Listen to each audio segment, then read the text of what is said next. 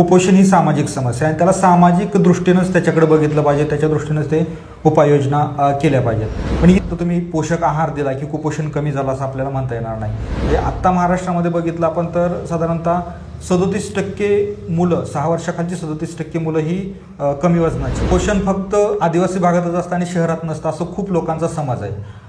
पण खरं तर जितकं आदिवासी भागामध्ये कुपोषण आहे तेवढ्याच तीव्रतेनं शहरी आणि ग्रामीण भागामध्ये पण कुपोषण आहे। सरकारकडे बालमृत्यू म्हणून कुठल्याही घटनेमध्ये कुपोषणामुळे बालमृत्यू होतो अशी कुठंच नोंद नाही।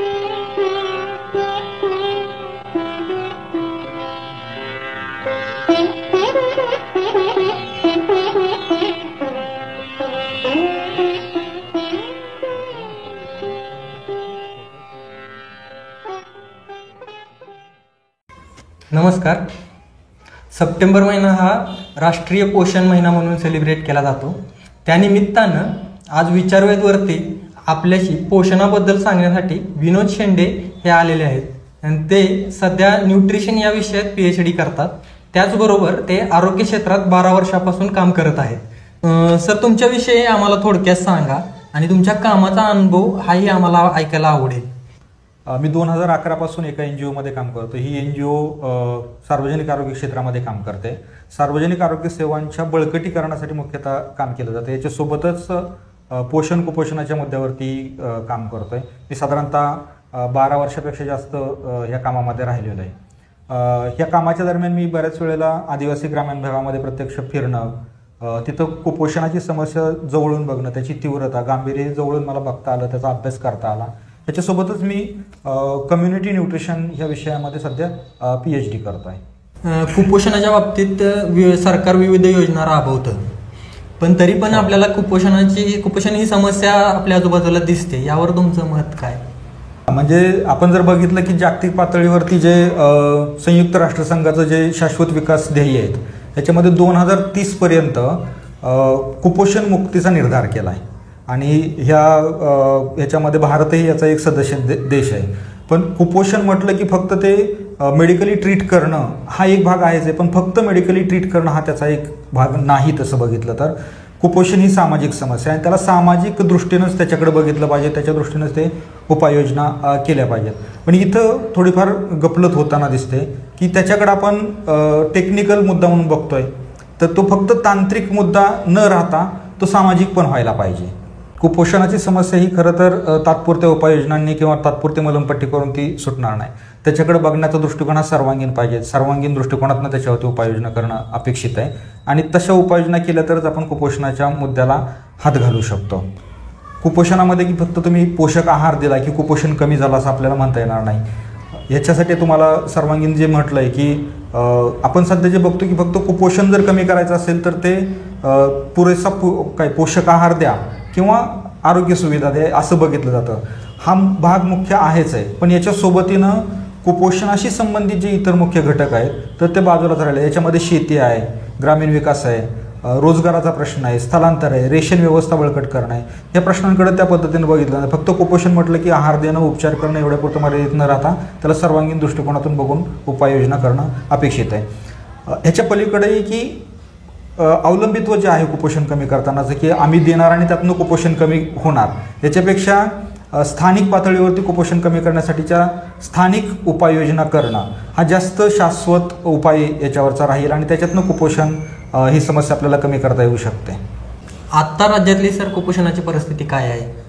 तसं बघितलं तर आपण आत्ता जो 2020 मध्ये जो राष्ट्रीय कुटुंब सर्वेक्षण अहवाल प्रसिद्ध झाला 5व्या फेरीचा, तर त्याच्यामध्ये कुपोषणाची परिस्थिती ही तसं बघितलं तर कमी होण्यापेक्षा ती वाढते किंवा जशी आहे तशीच आहे।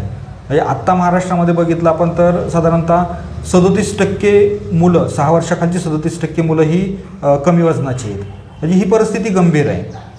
ह्याच्याही पलीकडे जाऊन आपण थोडासा विचार केला तर की आपण आत्ता मार्च 2023 जर ICDS विभागाचा सरकारचा अहवाल बघितला तर साधारणतः 4.25 लाखापर्यंत मुलं ही कमी वजनाची आहेत। म्हणजे ही मुलं कधी ना कधी कुपोषणामध्ये जातील, त्या दिशेनं त्यांचा प्रवास सुरू झालेला आहे। म्हणजे ही परिस्थिती एकूण कुपोषणाची आपल्याला राज्यातली आपल्याला बघता येईल।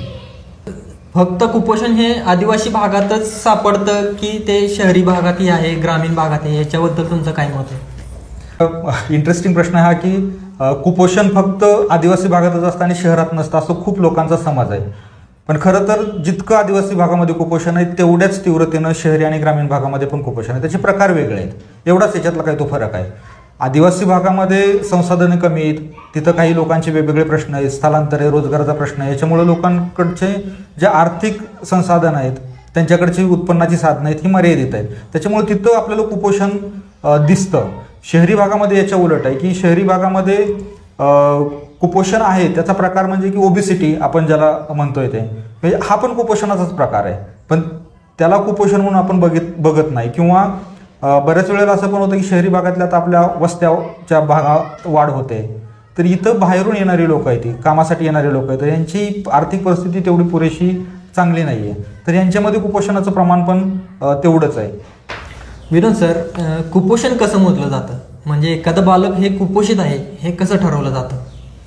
खरं तर कुपोषण मोजण्याची ही प्रक्रिया तांत्रिक आहे पण खूप सोपी आहे. मला वाटतं की ग्रामीण भागामध्ये, आदिवासी भागामध्ये आणि शहरातल्याही काही सगळ्या अंगणवाड्यांमध्ये दर महिन्याला मुलांची अँथ्रोपोमेट्री केली जाते. अँथ्रोपोमेट्री म्हणजे मुलांचं दर महिन्याला वजन उंची नोंदवली जाते, वजन उंची घेतली जाते आणि त्याच्यावरनं त्या मुलाची कुपोषणाची श्रेणी काढली जाते. याच्यामध्ये 2-3 प्रकार मुख्यतः आपण बघतो की एकतर मुलाचं वयानुसार त्याचं वजन वाढतंय का, याच्यावरनं साधारण श्रेणी, मध्यम कमी वजन, तीव्र कमी वजन अशा 3 श्रेणी काढल्या जातात. दुसरा प्रकार आहे की मुलाचं उंचीनुसार त्याचं वजन वाढतंय का, आणि त्याच्यावरनंही परत 3 प्रकारच्या श्रेणी निघतात, ज्याच्यामध्ये एक साधारण असते, दुसरी मध्यम कुपोषित बालक, तिसरी तीव्र कुपोषित बालक. ह्याच्यावरनं मुलांचं कुपोषण ठरवलं. ह्याच्या सोबतीनं अजून वयाप्रमाणे उंची वाढते का, दंडघेर काय किंवा डोक्याचा घेर काय, अशा तांत्रिक मुद्द्यावरनं कुपोषण मोजलं जातं. पण मुख्यतः जे उंचीनुसार वजन वाढते का ह्याच्यावरती आता सध्या भर देऊन सरकार उपाययोजना करतं, त्याच्यानुसार त्याच्यावरती उपाय केले जातात. पण मूल कमी वजनाचं असेल तर कमी वजनामध्ये गेला असेल तर त्याचा कुपोषणाच्या दिशेनं प्रवास सुरू झाला आहे हे ओळखण्यासाठी म्हणून वयाप्रमाणे त्याचं वजन वाढतंय का बघणं हे पण खूप महत्त्वाचं असणार आहे. ज्यांना सर जी मुलं कुपोषित झालीत आणि किंवा कुपोषण होऊ नये म्हणून आत्ता सध्या सरकारतर्फे कोणत्या योजना राबवल्या जात आहेत आणि त्या योजनामार्फत कोणत्या सेवा दिल्या जातात याच्यावर थोडं प्रकाश टाकला तर बरं होईल. 1975 पासून अंगणवाड्या सुरू आहेत, म्हणजे जवळपास 35-40 वर्षापेक्षा जास्त कालावधी उलटून गेला आणि अंगणवाडी हा खूप महत्त्वाचा कार्यक्रम राहिलेला आहे सरकारचा. ह्याच्यातनं अंगणवाडीतनं मुख्यतः 6 प्रकारच्या सेवा दिल्या जातात. त्यातलं आपण जर बघितलं की पोषणाच्या संदर्भानं काय सेवा दिल्या जातात तर ह्याच्यामध्ये 2-3 गट आहेत. म्हणजे एक तर गरोदर स्तनदामाता हा एक गट आहे, दुसरं 3 वर्षाखालची मुलं आणि 3 ते 6 वर्ष वयोगटातली मुलं असे 3 याच्यामध्ये विभागणी केल्या जातात. याच्यामध्ये 7 महिने ते 3 वर्ष वयोगटातली मुलं येते तर यांच्यासाठी कोरडा शिधा दिला जातो. या कोरड्या शिध्यामध्ये कडधान्य असतात, डाळी, तांदूळ असा हे दिलं जातं की जे यांनी घरी बनवून त्या बालकाला देणं अपेक्षित आहे, याच्यातून त्याचं पोषण सुधारेल. दुसरा जो गट आहे की 3 वर्ष ते 6 वर्ष की जी मुलं अंगणवाडीमध्ये जातात यांच्यासाठी पूरक पोषण आहाराची सुविधा सरकारने केलेली आणि या पूरक पोषण आहारामध्ये मुलांना मग अंगणवाडीमध्ये खिचडी दिली जाते, उसळ दिली जाते, लापशी दिली जाते, असं आहार तिथून दिला जातो. हा एक प्रकारचं सेवा झाली. दुसरं आदिवासी भागामध्ये अमृतहार योजना म्हणून एक योजना सुरू आहे, ज्याच्यातून गरोदर स्तनदामातांना त्यांचं वजन वाढणं, जन्माला येणारं मूल कमी वजनाचं जन्माला येऊ नये याच्यासाठी एक वेळचा पोषक आहार दिला जातो. या आहारामध्ये डाळ, भात, भाजी, चपाती, शेंगदाण्याचा लाडू, अंडी असा पूर्ण एक पोषक आहार असतो. अमृतहारामधनंच मुलांना महिन्यातले 16 दिवस रोज एक अंड किंवा केळी दिली जाते. हा एक प्रतिबंधात्मक पातळीवरती उपाययोजना आपण म्हणू शकतो. पण जी मुलं कुपोषित आहेत तर त्यांच्यासाठी मला वाटतं की 3 पद्धतीच्या सेवा दिल्या जातात. एक तर ग्राम बालविकास केंद्र जे अंगणवाडीच्या पातळीवरती चालवलं जातं, ज्याला VCDC म्हणतात. तर याच्यातून मुलांना जी मुलं सॅम आहेत म्हणजे तीव्र कुपोषित मुलं आहेत तर तीव्र कुपोषित मुलांना एक वेळ अंगणवाडीतून जे रेडी टू यूज थेरपेटिक फूड म्हणून जे आहे तर ते एक पेस्ट प्रकार आहे तर तो दिला जातो आणि त्याच्यातनं ते गाव पातळीवरतीच ते मूल कुपोषणातनं बाहेर येण्यासाठीची व्यवस्था केली जाते. दुसरा स्तर आहे याच्यातला की बाल उपचार केंद्र. हे मुख्यतः तालुक्याच्या ठिकाणी ग्रामीण रुग्णालय किंवा उपजिल्हा रुग्णालयामध्ये चालू होतं. याच्यामध्ये साधारणतः 7 ते 14 दिवस त्या मुलाला तिथे ॲडमिट केलं जातं, उपचार केले जातात, आहार दिला जातो आणि ते मूल त्या कुपोषणातनं बाहेर येईल याच्यासाठीची व्यवस्था केली जाते. 3ऱ्या लेवलला पोषण पुनर्वसन केंद्र, ज्याला आपण NRC म्हणतो, तर ही जिल्हा स्तरावरती स्थापन केलेली. याच्यामध्ये तीव्र कुपोषित मुलांनाच उपचार दिले जातात, आहार दिला जातो आणि त्यांना तिथूनही कुपोषणातून बाहेर आणण्याचा प्रयत्न केला जातो. म्हणजे एकूण सगळ्या हे योजना बघितल्या तर ह्याच्या पण काही मर्यादा आहेत आणि त्या मर्यादा लक्षात घेऊन पुढच्या उपाययोजना करणं अपेक्षित आहे असं मला तरी वाटतं. ठीक आहे सर, तुम्ही आता बोललात की ह्या योजना जी राबवली जाते VCDC आणि इतर ज्या राष्ट्रीय पातळीवरच्या योजना ज्या राबवल्या जातात त्या तुम्ही बोललात की मर्यादा येतात, तर ह्या मर्यादा काय आहेत या आम्हाला जाणून घ्यायला आवडेल. याच्याकडे खरं तर आपण 2 पद्धतीनं बघायला पाहिजे. एक तर प्रतिबंधात्मक पातळीवरच्या उपाययोजना आणि उपचारात्मक पातळीवरच्या उपाययोजना. आपण जर सगळ्या योजना बघितलं तर ह्याचा फोकस हा उपचारात्मक योजना असा राहिलेला आहे. प्रतिबंधात्मक पातळीवरती खूप कमी त्याचा फोकस राहिला आहे. म्हणजे जो आहार मुलांना दिला जातो, पूरक पोषण आहार किंवा THR, तर एवढाच तो प्रतिबंधात्मक पातळीवरचा उपाय आहे असं मला वाटतं आणि तोही मर्यादित आहे. त्याच्या काही अडचणीत ते त्याच्या पद्धतीनं इम्प्लिमेंट होत आहे, तर हा एक उपाय झाला. पण जी मुलं कुपोषित आहे ती, तर त्यांच्यासाठी जे काही आपण म्हणतोय की ग्राम बाल विकास केंद्र, बाल उपचार केंद्र किंवा पोषण पुनर्वसन केंद्र हे जे आहेत, तर ही फक्त तीव्र कुपोषित मुलांना त्याच्यातून कुपोषणातून बाहेर काढणं एवढ्यावरतीच फोकस आहे. अर्थात तीव्र कुपोषित मुलांचं बालमृत्यूची जी शक्यता आहे ती 9 पटीनं त्यांचा जास्तीचा धोका आहे. तर या मुलांना उपचार द्यायलाच पाहिजेत, पण कुपोषित होणारच नाही या दृष्टीनं जर उपाययोजना केल्या तर कुपोषणावरती आपण चांगल्या पद्धतीनं मात करू शकतो. ह्याच्यातला आणखी एक मुद्दा की ह्या सेवा ज्या आहेत तर त्या लोकांना ॲक्सेसिबल पाहिजे. त्यांच्या जवळ असतील तर लोक याचा जास्त लाभ घेऊ शकतील. गावात जर आपण ग्राम बाल विकास केंद्र सोडलं तर तालुक्याच्या पातळीवरती, जिल्ह्याच्या पातळीवरती ह्या योजना राबवल्या जात आहेत. अर्थात ह्या योजना घेण्यासाठी लोकांना तिथपर्यंत जाणं, त्याच्यासाठीचं लोकांमध्ये असणारी एक सहजता हे नसतं. म्हणजे जर एखादं मूल जर कुपोषित असेल, ते जर वेगवेगळ्या स्तरावरून कुपोषणातून बाहेर येत नसेल तर त्याला जिल्हा स्तरावरती, जिल्ह्याच्या ठिकाणी येऊन उपचार घ्यावे लागतात. एखादा आदिवासी भागातला माणूस जिल्ह्याच्या ठिकाणी येऊन उपचार घ्यायला टाळाटाळ करतो.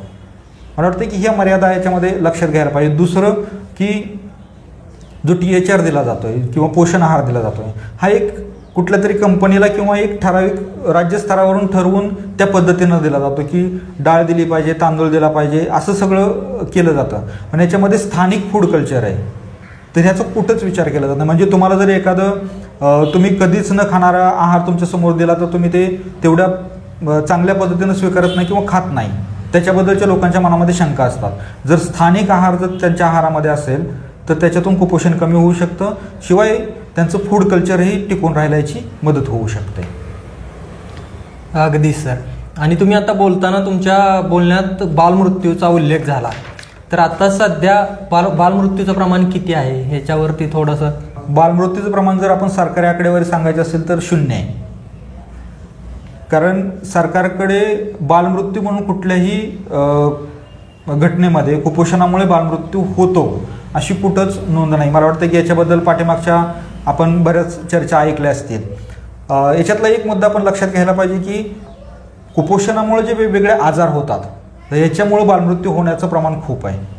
आणि जरी कुपोषणामुळे बालमृत्यू होत असतील तरी पण हे जे आजारपण आहे कुपोषणामुळे होणारं, तर ते कुपोषणामुळे होणारं आजारपण ह्याच्या मुळाशी कुपोषण आहे अशी नोंद कुठंच होत नाही. ही व्यवस्था सरकारकडं नाही. आणि आता जो युनिसेफचा अहवाल जो आहे, युनिसेफचा अभ्यास जो आहे, तर त्याच्यातून जेवढे बालमृत्यू होत आहेत त्यातले 68% बालमृत्यूमध्ये कुपोषण हे मुख्य कारण असल्याचं त्यांनी नोंदवलं आहे. हे फार मोठं प्रमाण आहे. मला आता पुढचा प्रश्न असा आहे की कुपोषणामुळे विकासावरती किंवा आपल्या आर्थिक परिस्थितीवरती काय परिणाम होतो का असं तुम्हाला वाटतं का? की म्हणजे मूल आहे ते कुपोषित आहे, ते थोडं मोठं होतं आणि त्याच्यानंतर मग ते काम करायला लागतं, मग त्याची आर्थिक परिस्थिती असेल किंवा सगळ्या ह्या अनुषंगाने तुम्ही कसं बघता याच्याकडे? कुपोषणाचा आर्थिक विकासावरती खूप मोठा परिणाम होताना दिसतो. कारण पोषण स्थिती चांगली असेल तर ते बालकही त्याची वाढ चांगली होईल, त्याचा विकासही चांगला होईल. ही पूर्ण त्याची लिंक आहे. आपण ज्या वेळेला बघतो की एखादं मूल ज्या वेळेला कुपोषित असेल आणि ती ज्या वेळेला मोठं होईल, कमावत्या वयाचं होईल, त्यावेळेला कुपोषणामुळे त्याची पूर्ण कमावण्याची क्षमता जी असते तर ती पूर्ण तयार होत नाही, त्याच्यामध्ये कमतरता राहतात आणि ह्या सगळ्याचा परिणाम त्या बालकाच्या स्वतःच्या आर्थिक परिस्थितीवरती, विकासावरती होतोच. याच्याशिवाय त्याचा परिणाम देशाच्या विकासावरती होतो. याच्यात जर आपण एक उदाहरण बघितलं की म्हणजे एखादं मूल जर कुपोषित असेल तर त्याचा साधारणतः ते कमावत्या वयाचं होतं त्यावेळेला साधारण 20% त्याची कमाई कमी होते. कारण लहानपणातलं कुपोषण आहे, त्याची मोठं ज्यावेळेस कमावत्या वयाचं होतं आहे त्यावेळेला त्याची ती क्षमता नाही आहे पूर्ण क्षमतेनं कमावण्याची. ह्याचा परिणाम त्याच्या उत्पन्नावरती होतो आहे. ह्या सगळ्याचा परिणाम देशाच्या GDP वरती होताना दिसतो. GDP वरती किती परिणाम होईल असा जर आपण अंदाज बांधला तर साधारणतः 7,400 कोटी रुपयांचा दरवर्षी कुपोषणामुळे आपल्याला नुकसान सहन करावं लागतंय. म्हणजे हा एकूण विकासावरचा परिणाम आपल्याला दिसतोय. सध्या भूक निर्देशांकात भारताचा स्थान कुठे आहे? भूक निर्देशांक खरं तर खूप महत्त्वाची गोष्ट आहे. खरं तर जागतिक पातळीवरती जागतिक अन्न दिनाच्या दिवशी हा अहवाल जाहीर केला जातो. मागच्या काही दिवसांचा जर आपण आढावा घेतला तर 2014पर्यंत भूक निर्देशांकातले भारताचे गुण कमी होताना दिसत होते. पण 2014 नंतरची जी परिस्थिती ती अजून वाईट पद्धतीनं घसरताना दिसते. कारण 2014 नंतर भूक निर्देशांक घसरत चालला आहे. 2022चा जर आपण अहवाल बघितला तर 121 देशांच्या यादीत भारताचा 107 एवढा नंबर आहे आणि हा नंबर गंभीर परिस्थितीमध्ये त्यांनी नोंदवला आहे. मला वाटतं की भूक हा असा प्रश्न आहे की म्हणजे तो वेगवेगळ्या सामाजिक घटकांशी जोडलेला आहे, सामाजिक समस्यांशी जोडला गेलेला आहे. म्हणजे तुमचा रोजगार असेल, रेशन व्यवस्था असेल, त्याच्यासोबतच तुमची शेती असेल, ह्या सगळ्या घटकांशी तो जोडला गेलेला आहे. महागाई आहे, जर 1% महागाई वाढत असेल तर 10 दशलक्ष लोक ही दारिद्र्याच्या खाईमध्ये ढकलले जातात. जर इतके लोक जर दरवर्षी दारिद्र्याच्या ह्याच्यामध्ये जात असतील तर त्यांच्या म्हणजे जर आपण असं बघतोय की महागाई वाढते तसं सर्वसामान्य लोकांच्या आहारातून एक पोषक घटक हद्दपार होताना दिसतोय, त्याची गुणवत्ता ढासळताना दिसते. या सगळ्याचा परिणाम भारताच्या भूक निर्देशांकावरती होताना दिसतोय आपल्याला. आता सर आपण शेवटाकडे येतोय आपल्या व्हिडिओच्या आणि तुम्ही आतापर्यंत खूप साऱ्या समस्यांबद्दल बोलला, कुपोषण, त्याच्यामुळे उद्भवणारे परिणाम. तर ह्या सर्वांवर काय उपाययोजना करता येतील असं तुम्हाला वाटतं? खरं तर उपाययोजनांच्या पातळीवरती आपल्याला 2 पद्धतीनं बघायला पाहिजे. एक तर प्रतिबंधात्मक पातळीवरती उपाययोजना करणं आणि उपचारात्मक पातळीवरती उपाययोजना करणं, हे 2 भाग असणं अपेक्षित आहे. उपचारात्मक पातळीवरती उपाययोजना करताना शासन वेगवेगळ्या योजना राबवत आहे, तर त्याची परिणामकारक अंमलबजावणी होणं, हे योजना तयार करताना त्या योग्य पद्धतीने राबवण्यासाठीची यंत्रणा तयार करणं, हा एक भाग आपल्याला काळजीपूर्वक बघणं आणि त्याची अंमलबजावणी करणं हा आहे. दुसरा भाग उपचारात्मक पातळीवरती विचार करताना कुपोषण होणार नाही या दृष्टीनं लोकांचा सहभाग घेणं. कारण आत्तापर्यंत असं झालं की कुपोषण कमी करायचं असेल तर ती जबाबदारी अंगणवाडीची किंवा ती जबाबदारी सरकारची, असं न बघता याच्यामध्ये की कुपोषण कमी करण्यामध्ये पालकांचा, समुदायाचा किंवा गावाचा सहभाग असेल तर आपण लवकर कुपोषण कमी करू शकतो. ही सामाजिक समस्या असल्याने आपल्याला त्या दृष्टीने त्याच्याकडं बघायला पाहिजे. दुसरा मुद्दा याच्यातला असा येतोय की स्थानिक फूड कल्चर जे आपण म्हटलं तर ते स्थानिक फूड कल्चरचा समावेश आपल्या आहारामध्ये कसा करता येईल. स्थानिक रानभाज्या, वेगवेगळे पोषक घटक यांचा आहारामध्ये समावेश करून कुपोषण निर्मूलनाची जी प्रक्रिया आहे, कुपोषण कमी करण्याची जी प्रक्रिया आहे ती जास्त बळकट करायला पाहिजे. आणखी एक मुद्दा याच्यातला असा आहे की आपण सरकार काहीतरी देत आहे आणि त्यातनं कुपोषण कमी होत आहे, ह्याच्याकडं असं न बघता की कुपोषण ही सामाजिक समस्या आहे, ती सर्वांनी मिळून कमी करण्याची आहे, तर याच्याकडं त्या दृष्टीनं बघायला पाहिजे. धोरणात्मक पातळीवरती काही उपाययोजना करणं अपेक्षित आहे. एक तर ह्या योजनांसाठीचं बजेट आहे किंवा पोषण, आरोग्य ह्या मुद्द्यांसाठीचं जे बजेट आहे हे वाढवायला पाहिजे. दुसरा जे आपण मगाशी म्हटलं की न्यूट्रिशन सेन्सिटिव्ह काही मुद्दे आहेत, म्हणजे शेती, रोजगार, रेशन व्यवस्था, ह्या सुधारण्यावरती जास्त आपण भर दिला पाहिजे. कुपोषण फक्त एकदा आजारी पडला की कुपोषित झाला असं न होता त्याला इतर कारणे, इतर घटकही तेवढेच जबाबदार आहेत आणि त्या घटकांना आपण सुधारण्यासाठी प्राधान्य दिलं पाहिजे. पण हे सगळं करण्यासाठी परत राजकीय इच्छाशक्ती असायला पाहिजे. जर राजकीय इच्छाशक्ती असेल तरच हे सगळं होईल, नाही तर फक्त वोट बँकेपुरतं मर्यादितपणे बघणं आणि तेवढ्यापुरतं उपाययोजना करणं, मलमपट्टी करणं असं केलं तर कुपोषण कमी होणार नाही. ह्या ज्या योजना राबवल्या जात आहेत किंवा ज्या उपाययोजना केल्या जातात त्या सर्वांगीण असायला पाहिजेत. कुपोषण ही एक फार मोठी समस्या आहे आणि याच्यावरती विनोद सरांनी आपल्याला खूप छान मार्गदर्शन केलेलं आहे आणि त्यांनी काही ती उपाययोजना ही सांगितलेल्या आहेत आणि याची दखल मला वाटतं राज्य पातळीवर आणि राष्ट्रीय पातळीवर सरकारने घ्यावी आणि यातील काही बदल करता आले तर ते सर्वांसाठी योग्य राहील. आणि तुम्ही सर आमच्या विचारवेदच्या यूट्यूब चॅनलवरती आलात आणि आम्हाला खूप छान माहिती दिली त्याबद्दल तुमचं धन्यवाद. धन्यवाद.